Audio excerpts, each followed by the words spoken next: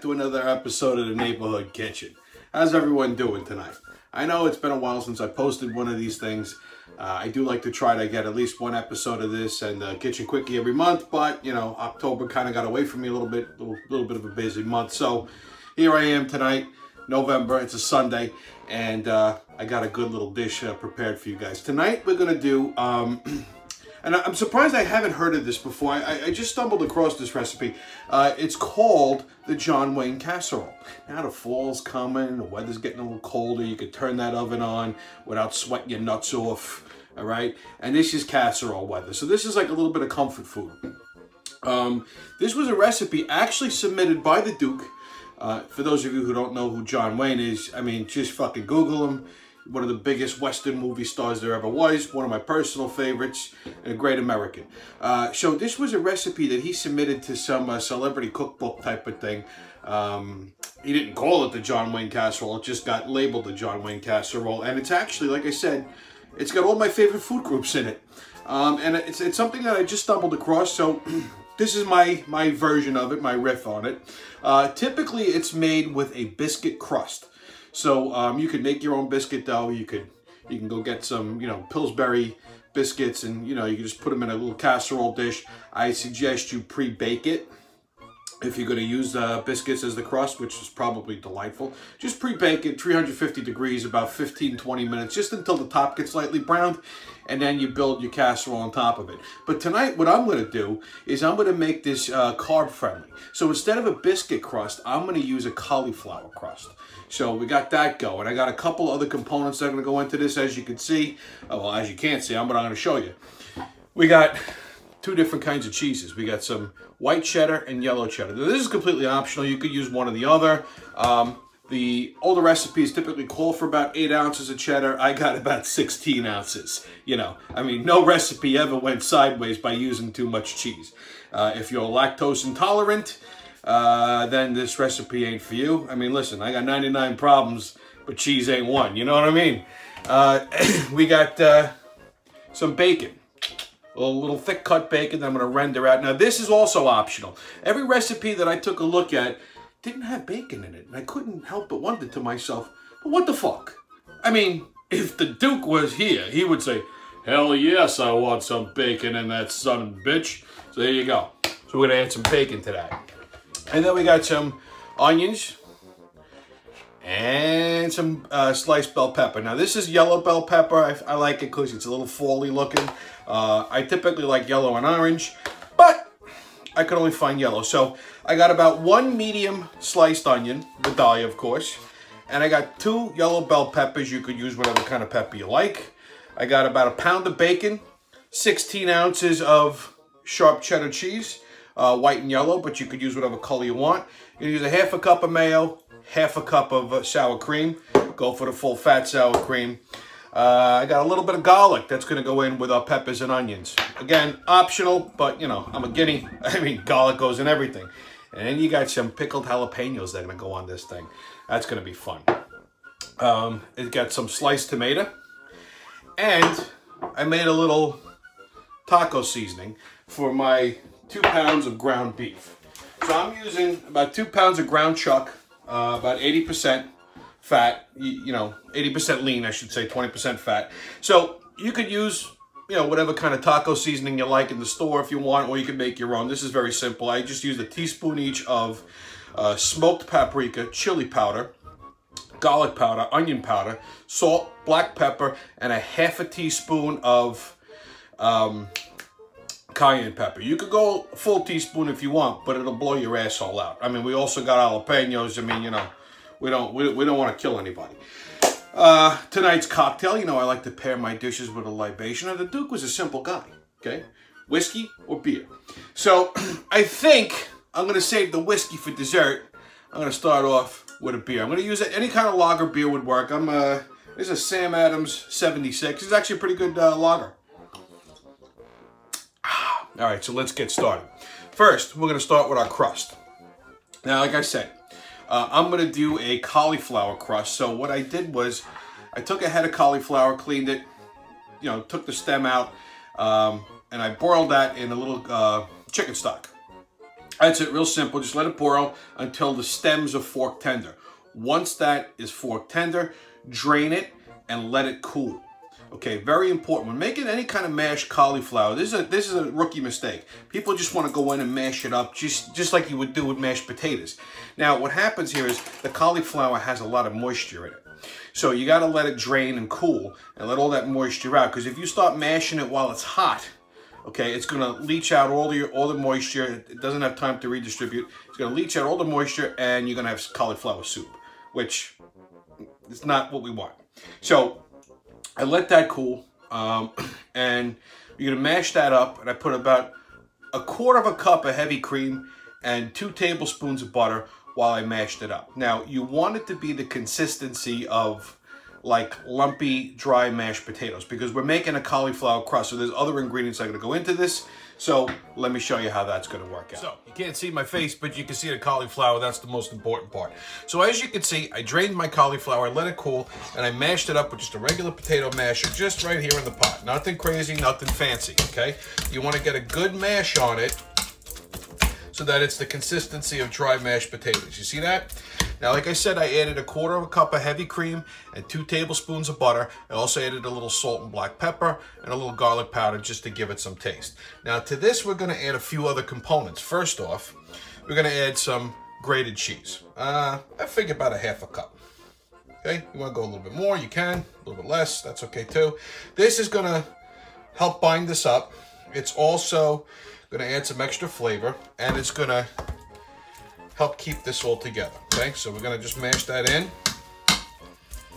Okay. I'm also going to add 2 eggs. Okay. Which you want to get this also incorporated, folded in nice. Okay. This is going to be the binder. Now, cauliflower crust is not that complicated to make. If you do this right, it actually feels like a dough. Okay, so by adding the eggs, it's going to emulsify this a little bit. And the binder is going to be the grated cheese, as I said, and one other magical component that you would never even think. But once I add it, it's going to get magical. Now, this is another reason why you want this to be cool, because if you add these eggs to this while it's warm, they're going to scramble, and it's not going to do its job. And I got nothing against scrambled eggs, but I don't want it in my cauliflower crust. You see how this is starting to come together? See that? Okay. So we got our eggs incorporated. We got our grated cheese incorporated. And what you want to do is make a little bit of a well here. Okay. Here comes the magic ingredient. I got 1 whole head of mozzarella that I grated. Okay. Now, what you want to do with this is you want to go to the store, supermarket. Don't get fresh mozzarella. You want that, like, you know, Polio mozzarella, Giardelli mozzarella, whatever the hell it is. Part skim, very low moisture. Okay, this is going to be what makes the crust. This is going to be what binds this up. Okay, now you're going to fold this in. Very important. Okay, now you could make, from here, you could do all kinds of things with this stuff. You could make pizza crust. You just got to flatten it out. Okay. Pre-bake it, of course. It doesn't bake like regular dough. You got to pre-bake it a little bit. But once this is done right, it actually feels like pizza dough. It makes like a nice alternative to flour dough. And of course, it's very, very carb friendly and also very healthy for you. And it's a good way to get the kids to eat their vegetables. Most of the time, they don't even know what the hell they're eating. Okay, now we got this all incorporated. Now we're going to put it in a casserole pan and make the base. Okay, so I got my cauliflower crust in a 9x12 pan, okay, that I buttered heavily so that it doesn't stick. I flattened it out. Make sure this is even. I sprinkled it with a little cheese. Now, I have my oven preheated at 350. I'm going to pop this in there for about 15, 20 minutes, just until it starts to brown up a little bit. Once that happens, I'm going to pull it out and build my casserole on top of it and pop it back in the oven. Now, if you have any leftover cauliflower, don't throw this away. You could use this as mashed cauliflower. Just heat it up nice. Or you can make some additional cauliflower crust. I usually pat this out in a pizza round, bake it off in the oven at 350 for about 20 minutes until it starts to brown up nice, and then I build pizza on top of that. But that's a show for another day. So let's get this in the oven and then get to the filling. Okay, so I got my cast iron skillet getting hot here. I'm going to add just a tiny bit of vegetable oil just to get this started. Okay, you know it's hot when it starts to ribbon like that. I got my 2 pounds of ground beef that are going to go in here. Okay, there we go. That's what you want to hear. You want to hear that nice sizzle. Now break this up.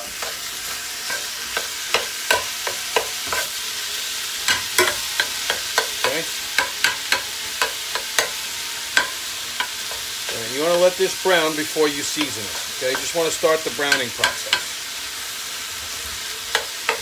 Okay, you just want to break it up. You want to make this nice and happy here. Oh yeah, that smells good already, man. I didn't even do anything to it.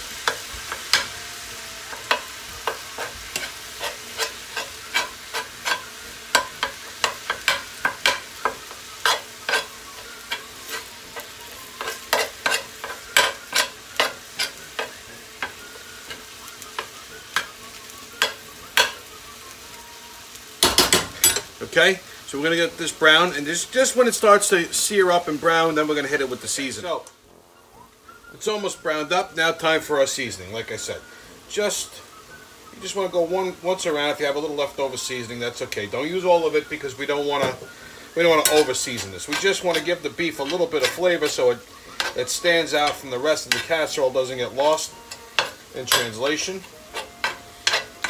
You could always use that seasoning for something else. Oh man, you gotta smell this. Wow.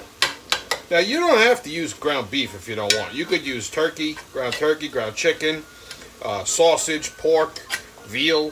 You can mix it up. You can do it with lamb, whatever makes you happy. But you know, I figured this is a nice simple casserole, and nothing makes me happier than beef and bacon. So there we go. Okay, this is almost done. Okay, when this is fully cooked, we're going to just drain it off and just put it to the side, and then we're going to do our bacon and then our onions and our peppers. Okay, if you're like me, you can't wait. Ooh, girl. Ooh, this smells nice. Shit. Ooh, making my titties hot. Okay, so I got the bacon going down. You hear that sizzling? Ooh, girl. Well, that's the sound of magic, baby.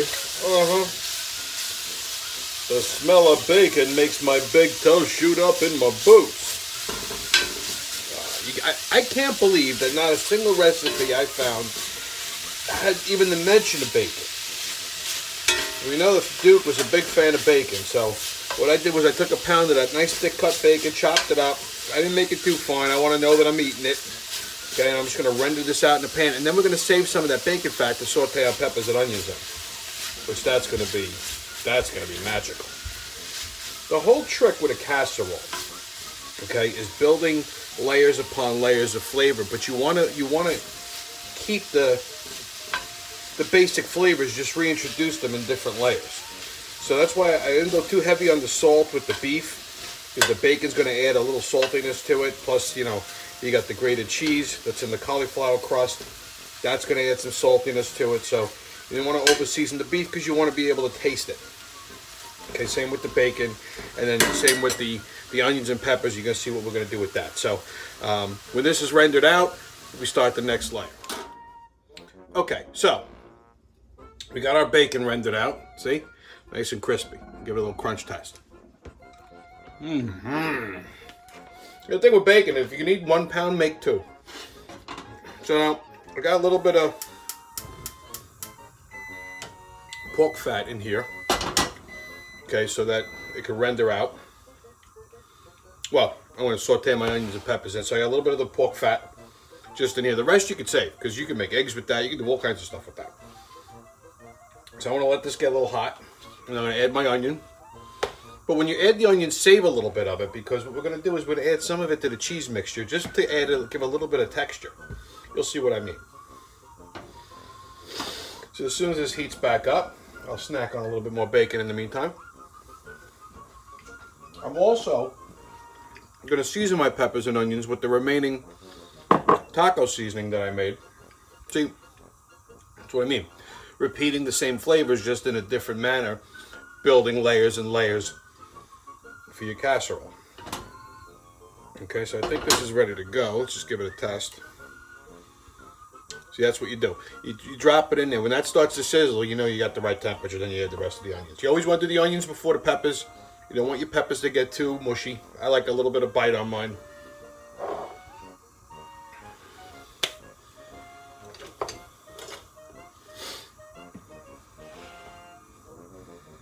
Okay. All right, now we can add the rest of our onion.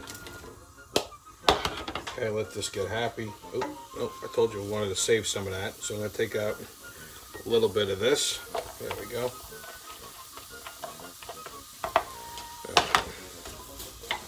And now what you want to do is you want to sweat these out. Don't season them yet, okay? Because if you salt them or you season them now, what's going to happen is it's going to leach all the moisture out, and they're not going to saute. They're going to sweat. You want a little saute on this. You want it to start to caramelize a little bit, okay, and cook down. So wait to season them. Okay, you hear that sizzle? That's what you want to hear. So you want to give this a couple, 2-3 minutes, just so they get a little translucent, okay, before you add your peppers and your garlic. All right. So let's let this cook, and then we'll add our peppers and garlic. So as you can see, our onions have gotten cooked down a little bit. They're starting to get translucent. Here's where we add the rest of our ingredients. So I'm going to start with some garlic. I got about 2 cloves of smashed garlic here. All right. You got to be careful with this. You want to work quick. You don't want it to burn. So you just want it to get fragrant, and as soon as it does, you're going to add the peppers to reduce the smoking point.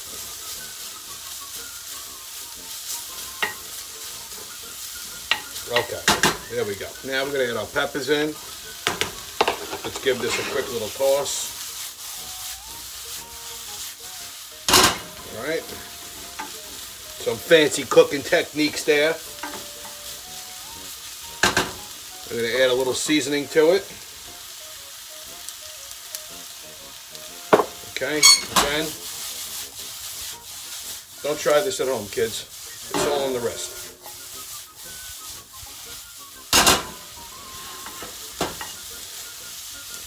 All right, now, it's like fajita-style peppers and onions. Look at the color on that.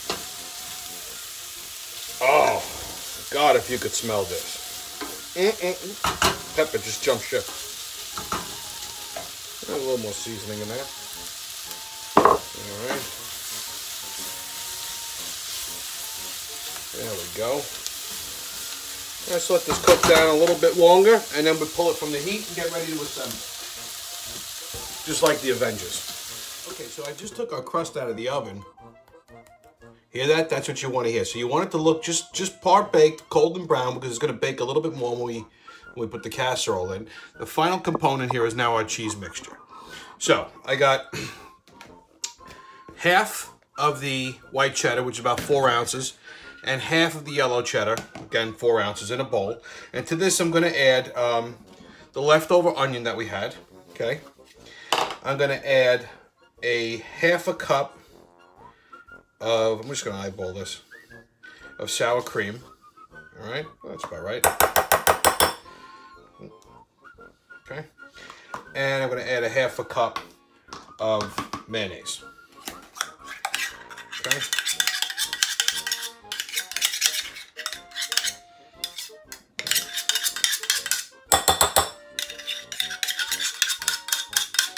Then we're going to mix this all up. And I saved the, I have some extra cheese, because like I said, more cheese never ruined the dish. So you're just going to incorporate this nice. Okay, and this is going to go over the top.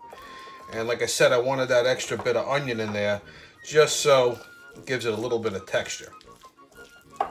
Okay. So you just want to mix this in good. You don't want the cheese to bind up. It's almost reminds me of that southern spread, that pimento cheese spread. Okay.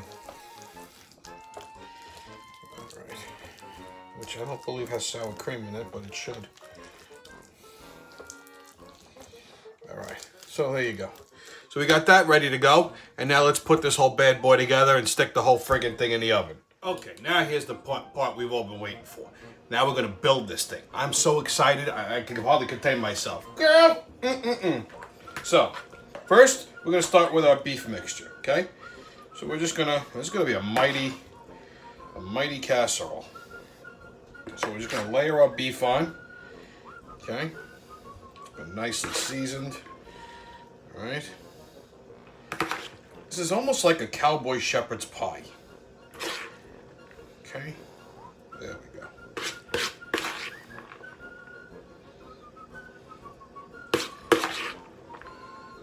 See?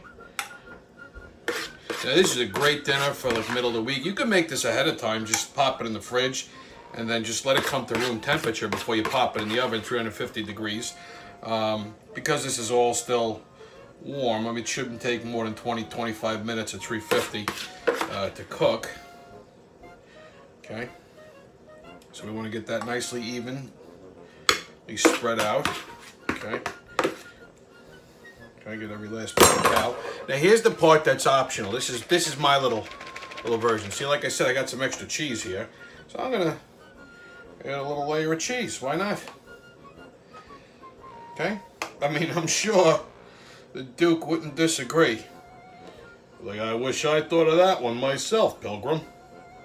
I mean, I don't really particularly see John Wayne in the kitchen making fucking casseroles, but, you know, hey, you never know. Most people look at me and they go, I don't think this guy can cook. And then I show them, and they go, oh, okay. Not bad for a kid from 18th Avenue. All right, so I don't want to use all the cheese because I'm going to put some on top, too. Just a little bit more here. All right. And this thing's loaded with vegetables. So it's not really, it's not bad for you. Okay, now, some tomatoes. We're going to put a few tomatoes across, like this, okay? So I sliced up some nice, fresh tomatoes, okay? Get that, nice and nice and nice, okay? Get a little guy over here, got another guy over here. This one's a little thick, but that's all right. That can go right there. Okay, I'm done with that guy. Now, the bacon. Okay, we're gonna just sprinkle some bacon right on top. I mean, shit, why not? Okay. Hey, listen, if you got leftover bacon, don't worry, it's a snack. But I'm gonna put some on top too, just to give it a little crunchification.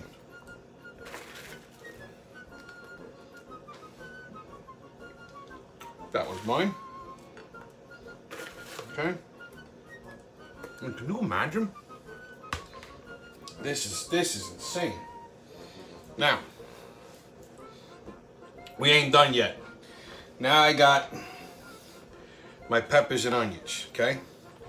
So we're just gonna put this down on top. Right over that, like so. Mod on this thing. One serving of this and you got the itis. This will put you to sleep for sure, man. Woo, girl. Lord have mercy, child.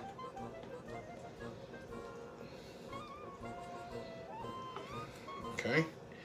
So we got our peppers and onions down. Look at that. I don't understand where this has been my whole life, why I just found this recently, but man, glad I did. Okay, now we got some pickled jalapenos. Now you don't want to go too crazy with this, okay? Just a few here and there. You don't want to blow your asshole out, okay? These aren't as hot as regular jalapeno, but like raw jalapeno would kill you. But they still pack a little punch to them, so you just want that little bit of heat, but you don't want to. Okay, just a couple little dots here and there. Okay, I think we need a few more.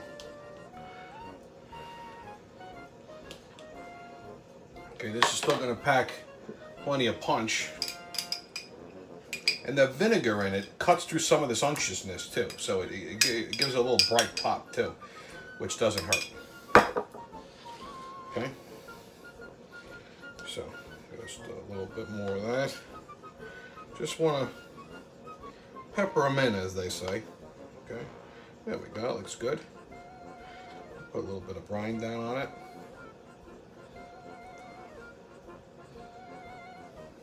Okay. All right. Now,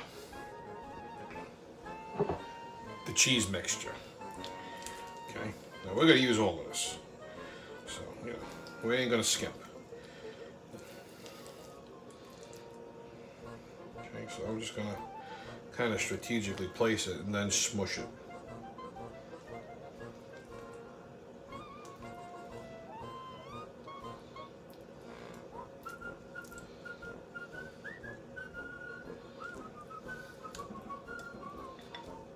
This is going to make it all creamy and nice, unctuous, lovely. Okay, I'm going to just, there we go. Nice, nice, nice, nice. Get all that cheese there. Now we're just going to kind of gently, just work it across, okay? It's all right if one of those, two of those jalapenos want to come up and say hello to you. It's okay. Man. This is going to be something crazy. Okay, we're just going to get any coverage on that side here. Okay. All right. There we go. Look at that. Nice, nice, nice. Alrighty. Now, we're going to get the rest of this cheese down on top.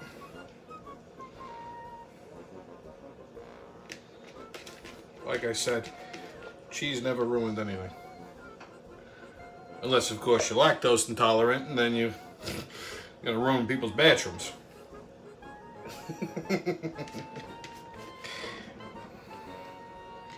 Alright, look at that. Woo, girl.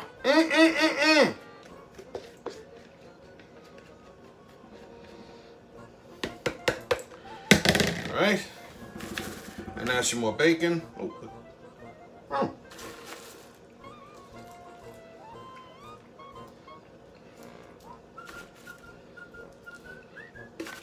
Talk about low carb happiness. Wow.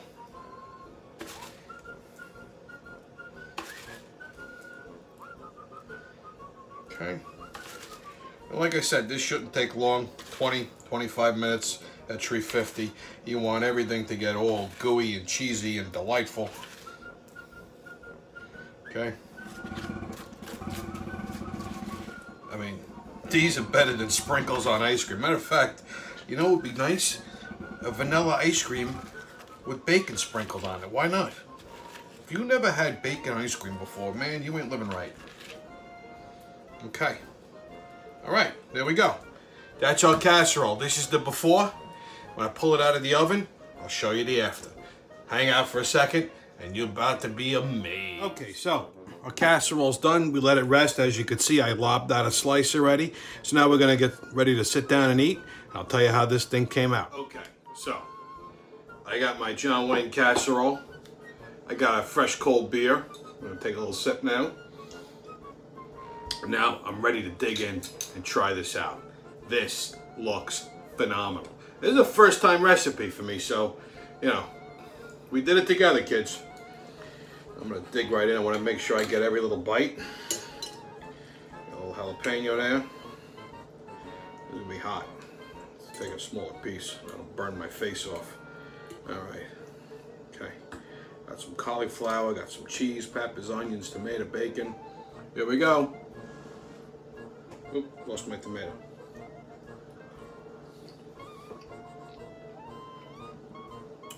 Holy shit. The Duke was onto something here, man. This is fucking phenomenal. You know what? It's not as heavy as you would think. I mean, it's not exactly a light meal, but I think with the biscuit crust, it would have been a lot heavier. But this is comfort food 101. So, now that the cold weather's here, and we're probably going into another lockdown, make sure you break out your casserole dishes, crank up that oven, and get cooking. I'm going to finish up my John Wayne casserole, and I want to thank you for stopping in, checking out the neighborhood kitchen. I'm going to mange, and I'll see you when I see you.